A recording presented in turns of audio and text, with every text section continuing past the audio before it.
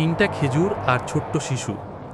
রসূলুল্লাহ সাল্লাল্লাহু আলাইহি ওয়াসাল্লামের সময়ে এক দরিদ্র মা তার দুই সন্তানকে নিয়ে রাস্তার পাশে বসেছিলেন। অনেকক্ষণ ধরে ক্ষুধার্ত থাকার পর অবশেষে কেউ তাকে তিনটা খেজুর দিল। মা খেজুরগুলো হাতে পাওয়ার সাথে সাথেই দুই সন্তানকে একটি করে খেজুর দিয়ে দিলেন। তার নিজের জন্য মাত্র একটি খেজুরই বাকি ছিল। যখন তিনি নিজের খেজুরটা খেতে যাচ্ছিলেন, তখন দেখলেন তার দুই সন্তান আবার ক্ষুধার কারণে মায়ের দিকে তাকিয়ে আছে। মা দ্বিধা না করে নিজের খেজুরটুকুও দুভাগ করে সন্তানদের মধ্যে ভাগ করে দিলেন। রসূলুল্লাহ এই ঘটনাটি দেখে অশ্রুসিক্ত হলেন এবং বললেন, মায়ের এই দয়া ও ত্যাগের কারণেই আল্লাহ তার জন্য জান্নাতকে ওয়াজিব করে দিয়েছেন।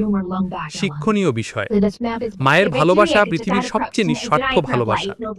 আল্লাহ তাআলা আমাদের ছোট্ট আমল থেকেও জান্নাত দান করতে পারেন। যে ব্যক্তি অন্যের জন্য কষ্ট সহ্য করে, আল্লাহ তার জন্য রহমত রাখেন।